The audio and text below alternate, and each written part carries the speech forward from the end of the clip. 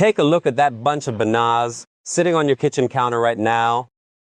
They probably started out a little green, turned a perfect yellow for a blink, and now they're already getting soft. Give it 3 or 4 days, and the brown spots take over. Next week, fruit flies. The week after, into the trash. But listen closely, because I'm going to tell you a secret. Those exact same bananas can stay perfect, firm, and yellow for an entire month, sometimes even longer.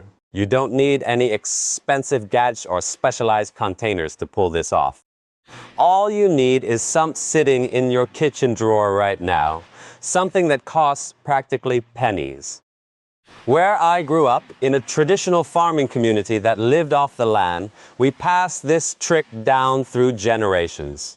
We never let a single banana go to waste, and we certainly didn't rely on the modern appliances that most folks use today. Now, this next part might make your blood boil a little bit. The people running the grocery stores have absolutely zero incentive to teach you this. The guy selling you produce actually wants it to rot on your countertop. If your fruit goes bad quickly, you have to go back and hand him more money. He profits directly from your spoiled food. It's always been that way. So, stick around. I'm about to walk you through exactly how to salvage a bunch that's already starting to turn.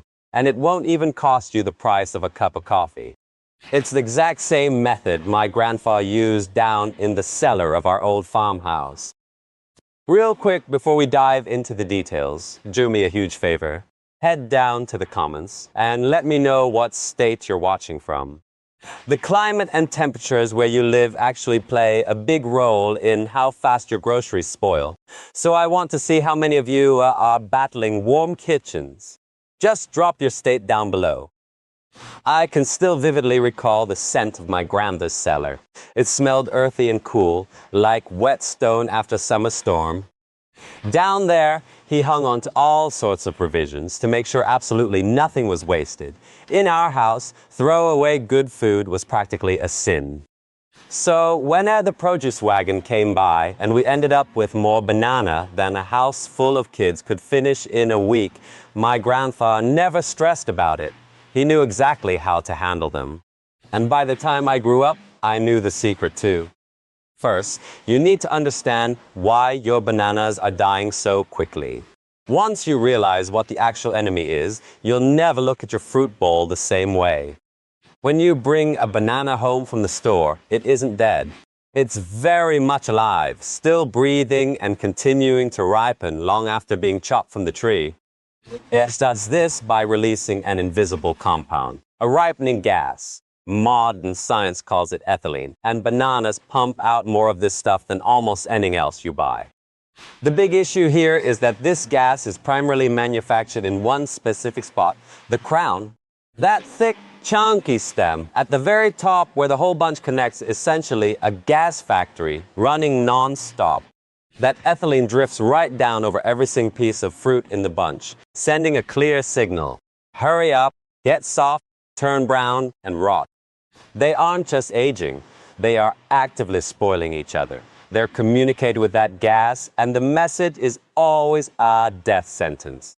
Stop and think about how much money this has drained from your wallet over the years. The average household tosses out a staggering amount of produce.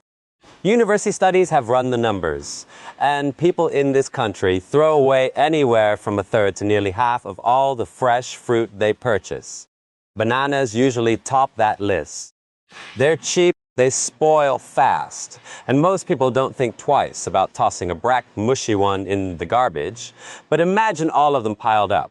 Think about every overripe banana you guiltily mashed into sweet bread you didn't even want to bake, or every fresh bunch you bought on Monday only to toss it out by Friday. It's just a few bucks a week, but over years and decades, that turns into serious money. That's hard-earned cash in the trash. And honestly, the worst part is the guilt. You aren't some who likes to waste things. You weren't raised to be reckless with your money, but the fruit wins anyway, rotting faster than you can reasonably eat it. You're left feeling like you did something wrong, but you didn't. You just didn't know the secret. So, let's fix the problem. Since that ripening gas is pouring directly out of the stem, what do you think happens if you block it right at the source? Go grab some basic plastic wrap, the cheap stuff that's been sitting in your drawer for ages. Tear off a piece about the size of your hand and wrap it as tight as you can around the crown of the bunch, just the stem, not the edible part. Wrap it tight around that top knuckle until it's completely smothered and press it down so it seals against itself. That's step one. You've essentially just trapped the gas right where it escapes. The crown is still producing ethylene, but now it can't blanket the rest of the bunch. You've corked the bottle. The banana hanging below suddenly stopped getting that relentless command to spoil. This isn't just an old wives' tale either. Food science have actually tracked this. Studies show that when stems are wrapped, the fruit stays firm and yellow significantly longer than bunches left totally exposed. We're talking days of extra freshness just from a tiny scrap of plastic that costs a fraction of a cent. But the old teamers knew a trick to take this even further. Wrapping the main crown only plugs one big leak. A bunch is actually a cluster of individual gas factories jammed together. My grandma used to do one extra thing that practically doubles the lifespan of the fruit. She would gently break the bunch apart. You don't want to mash them, just carefully snap each banana away from its neighbor at the stem. Then, she wrapped every isolated stem in its own tiny piece of plastic. Why is this so much more effective? Because now, no single piece of fruit is choking on its neighbor's exhausts. They aren't huddled together, sharing that ripening signal. Each one operates on its own individual clock, completely sealed off at the source. If you leave them attached, they fall like dominoes. One gets too ripe, and they all go down. Separated and wrapped individually, they ripen slowly one by one, and you get to eat them at peak flavor instead of racing against the clock.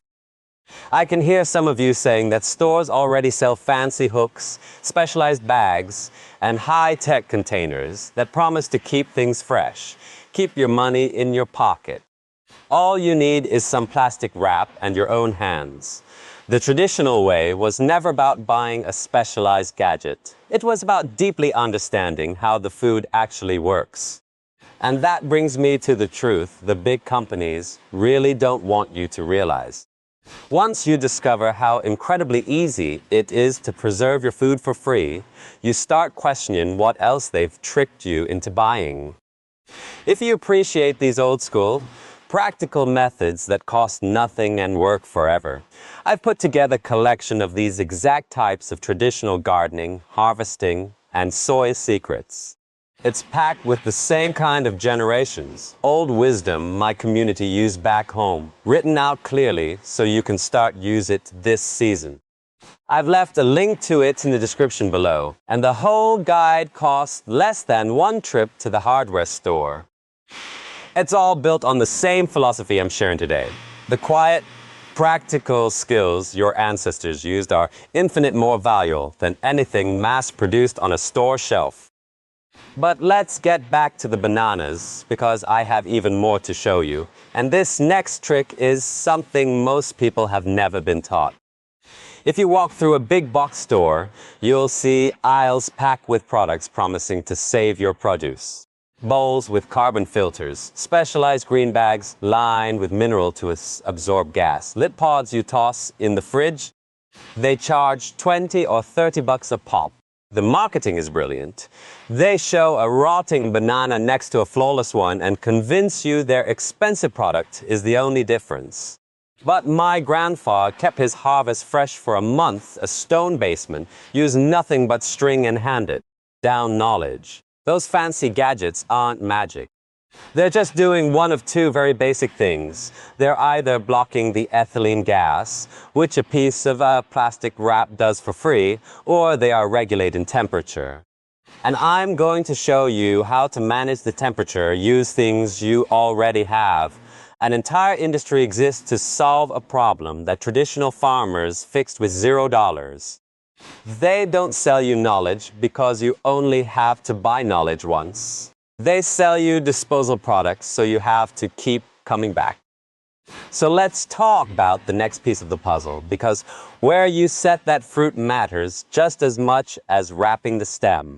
And this is where almost everybody messes up. You probably leave them right out on the kitchen counter, maybe in a nice bowl near a window where the morning light hits them. It looks picturesque, but it's basically the fastest way to kill your fruit. Heat accelerates every single chemical process inside that peel. Light does exactly the same thing. Every degree of warmth and every hour of direct sunlight is screaming at that banana to rot faster. That sunny window is essentially a slow cooker. The counter next to your stove where hot air billows out while you cook. Even worse, you are literally baking your groceries a little bit every single day. The old rule was always cool and dark. Not freezing cold, just cool. There is a massive difference, and mixing those two up is why people try tossing bananas in the fridge only to wake up to pitch black peels overnight. Here's the truth about chilling this specific fruit. It's tropical. It grew up in the heat, so it absolutely hates deep cold. If you throw a ripening banana into a standard refrigerator running at 30 or 40 degrees, the peel goes into shock. The cold damages the skin, turning it instantly dark and ugly. That's exactly why everyone thinks the fridge ruined them. But here is the secret nobody finishes explaining. The extreme cold only damages the outside. The actual fruit inside remains perfect fine. However, there is a golden temperature, a precise sweet spot where the ripening process hits the brakes without causing any chill damage whatsoever. That magic number is right around 5.6 to 5.8 degrees. It's chilly enough to pause the aging, but warm enough that the peel doesn't panic. Commercial shippers have known this for the better part of a century. They transport these tropic loads across the ocean in hold chill to exactly 5-7 degrees for weeks at a time, and the cargo arrives perfectly green and rock solid. They just never bothered to share that little detail with the folks at home, because you aren't trying to ship cargo. You're just supposed to let yours rot and buy more. So where on earth do you find 5-7 degrees in a modern house? A traditional root cellar naturally hovers right at that temperature year-round, which is why the old methods work so well. But you probably don't have a stone cellar, so here is the everyday version. So look for an unheated mudroom, the stairs leading down to a basement, a garage that stays above freezing, an enclosed back porch during the cooler months, or even a closet on the north-facing wall of your house. Any of those spots usually sit right in that gentle, slight chilly zone. Stash your separated, wrapped bananas in one of those dark places, and you've just built a poor man's banana cellar for zero cost. But what if you live in a place with none of those options? Here is the refrigerator hack that actually saves the fruit. Leave them out on the counter until they reach the exact ripeness you prefer to eat them. Perfectly yellow, maybe just getting their first little freckle. At that exact moment of perfection, wrap the stems and move them into the warmest section of your fridge, like the shelves on the door or a crisper drawer turned to its mildest setting. Yes, the skin will get speckled and dark over the next few days. Do not let that fool you. When you peel it back, the fruit inside will be absolutely flawless, sweet and firm, held exactly where you want it for a week or two longer than the countertop would have ever allowed. Traditional folks judge food by what was inside, not by a pretty wrapper. Modern stores trained us to throw away anything that doesn't look like a photograph, and that habit alone has cost us a fortune. So now you have two major tools. Cork the gaseous stem and hide the fruit in the cool dark. Combine those, and you'll easily jump from 4 days of freshness to 2 full weeks and beyond. But I promised you an entire month. To get there, you need one more piece of the puzzle. But first, let me address the panic I know some of you are feeling right now. You're looking at the bananas currently sitting in your kitchen that are already getting soft and freckled as we speak. You're wondering if you missed the boat. You didn't. You can literally save that bunch this weekend without buying a single thing. Here is your emergency rescue plan for fruit that is already turning. First, walk over and snap them all apart immediately. As long as they're huddled together, they are racing each other to the grave, and the rotting ones are aggressively dragging the firm ones down with them. Breaking them up buys you instant time. Second, sort them out like grandma sorted apples. Take the ones that are still relatively firm and yellow, wrap their stems, and banish them to your coolest, darkest corner. They still have plenty of life left. Leave the super soft, heavily spotted ones on the counter to eat over the next couple of days, because there's no point trying to slow those down now. Third, and this is a massive mistake, people forget get them away from your other juice. If you have a picturesque fruit bowl mixing bananas, apples, and avocados, you have a disaster on your hands. Apples pump out heavy amounts of that exact same ripening gas, sometimes even more than bananas.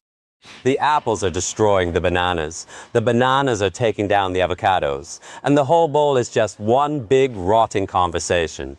Bananas need to live in solitary confinement, always. My mother kept bananas on one side of the room and apples on the complete opposite end. You used to think she was just being tidy, but it was pure wisdom. Finally, for those bananas that are genuinely too mushy to eat fresh, do not throw them out. Peel them, snap them into chunks, and throw them on a tray in the freezer. Once they're frozen solid, you can bag them up. They'll last for months and turn into naturally sweet addition to smoothies or a bowl of oatmeal. Absolutely zero waste. That's how you do things the traditional way. We didn't save fruit because we were clever. We saved it because throwing away provisions felt wrong in our bones.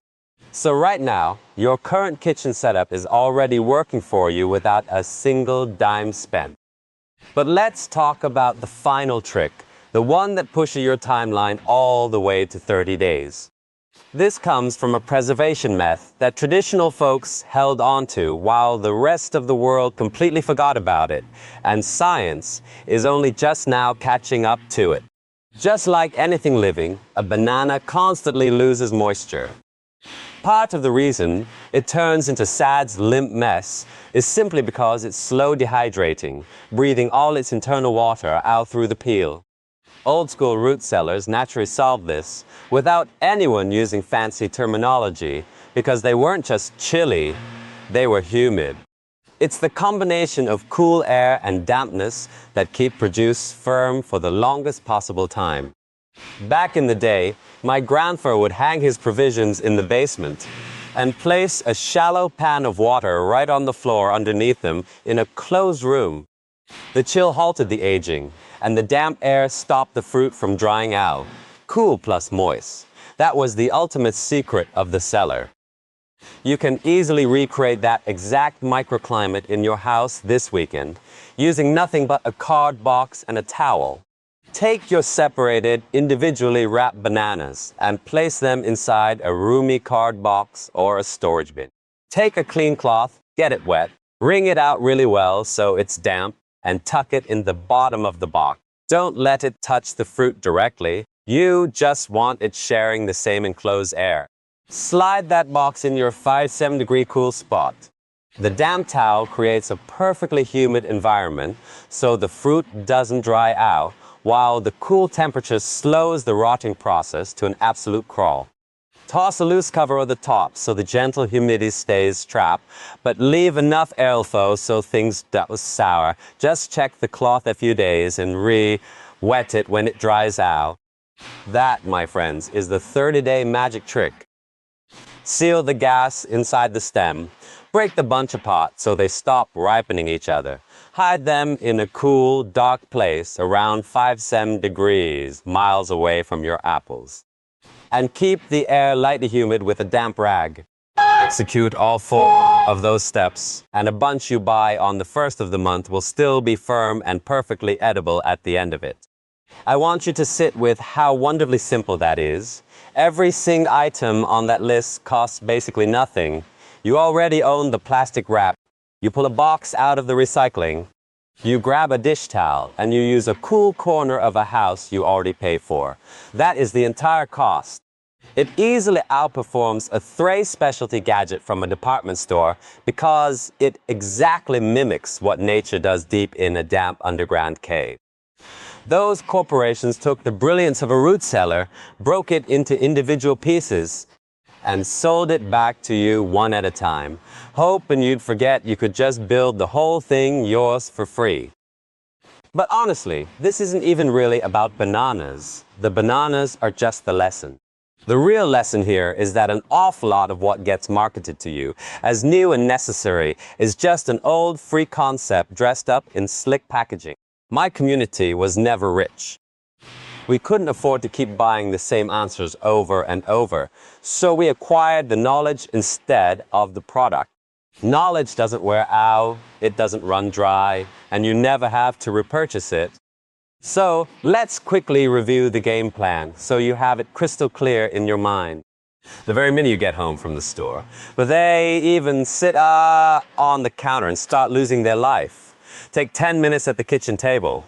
Snap the bunch apart into single bananas. Tear small strips of plastic wrap and wind them tightly around every individual stem, completely smothering that lit neck so the gas can't pour out. Next, pick your storage zone. If you have unheated room, basement, or enclosed porch near 57 degrees, build your mini cellar there with a box and a damp cloth. Keep them totally isolated from all other fruit, especially apples, and out of the light. If you don't have a cool spot, let them reach your preferred ripeness on the counter. Wrap the stems and stick them in the warmest shelf of your fridge, ignoring the dark speckles on the peel. Freeze whatever you can't eat in time. That is the entire craft. It's exactly what my grandfather practiced in his cellar, what my grandma did at her kitchen table, and what was handed down to me. The modern shipping industry and university labs only just confirmed what the plain folks never stopped doing. Now, I know some out there is wondering, what if I buy them bright green and actually want them to ripen on purpose? Does all this cooling just leave me with rock-hard fruit I can never eat? That's a very fair question, and it highlights the absolute best part of this entire system. This strategy doesn't just freeze your food in time, it gives you total control over the clock. That is something the grocery store never offered you. Normally, you race the fruit home and lose. But once you master the gas, the cool air, and the humidity, you are the one pulling the strings. Need a banana perfectly ripe for breakfast on a specific morning? Take one out of the cool box, unwrap the stem, and leave it on your warm counter a day or two ahead. It will ripen right on cue. Need to ripen a green bunch instantly for a Sunday? Get together. Do the exact opposite of everything I just taught you. Shove them in a sealed paper bag with a big apple and put it in a warm spot. The apple will flood that bag with ripening gas, and they'll be ready in a day. You can speed the clock up or grind it to a halt whenever you want. You are no longer at the mercy of the supermarket. You're in charge now. But that is what real knowledge does. A gadget controls things for you as long as you keep paying for it. Knowledge lets you control it forever for free. I reflect on my grandfather a lot when I share these techniques. He's been gone for many years, but I can still picture his hands, scarred from a lifetime of hard work, tying a bit of twine around a stem before hanging it in the dark under the house. He never read a scientific study. He wouldn't know the word ethylene if you paid him. He just knew what worked because his father knew and his father before him. He understood that isolation, cool air, and dampness preserve life. The modern world tends to look at that way of living as backward. But down in that basement, he had already perfected a system that Ivy League research wouldn't even put numbers to for another 50 years. We weren't trying to outsmart the world. We were just trying to respect what we had, avoid being made fools of, and refuse to pay a stranger for something the earth provides on its own. So if there's one thing you carry away from our time together today, let it be this. You have not been a wasteful person all these years. You were just never taught the simple truth. Every ruined banana you ever tossed in the trash, every dollar of groceries that went soft on you, that was not a personal failure. It was the result of a system that found it far more profitable to let your food spoil, so you're forced to buy it twice. Rather than teaching you the plain facts your great-grandmother likely already knew. That generational wisdom wasn't lost because it stopped working. It was buried because somebody figured out how to monetize your lack of it. But you have it back now. A scrap of plastic, a cool corner, a wet rag, and fruit that lasts a month instead of a week. That is a massive piece of self-reliance handed right back to you, and no corporation can ever take it away. You stuck around to the very end of this, which tells me you're the exact type of person who would rather than how a thing works than blindly pay someone else to do it for you. You refuse to overpay for what the old ways already give you for free. Hold on that mindset. The world desperately needs more folks who think exactly like that. Before you click away, I need you to do 2 quick things for me. First, jump back up to the comments and tell me your home state like I asked earlier. I genuinely want to see where you all are located, because your local seasons completely change how you should set this up. And while you're down there, be brutally honest. Tell me how many bananas you threw away this past month. No one here is judging you. I just want you to write that number down and see it for yourself, because after you try this, next month's number is going to be 0. Second, if learn how to take back your kitchen resonates with you, join us here. We share these practical, traditional skills one at a time, passing them from one set of hands to the next, exactly how it was always meant to be done. Because in the next video, I'm going to show you exactly how my grandmother stored fresh eggs on a room temperature pantry shelf for almost a whole year without a refrigerator, used just one common kitchen staple and a single bowl. Modern science just recently discovered this trick and acted like they invented it, but we never stopped doing it. Once you see how incredibly simple it is, you'll never look at a refrigerated egg carton or the grocery store the same way again. Wrap those stems, keep them cool, keep them humid, keep them separated, and stop paying for an expensive illusion when you can do it yourself for nothing. I'll see you next time.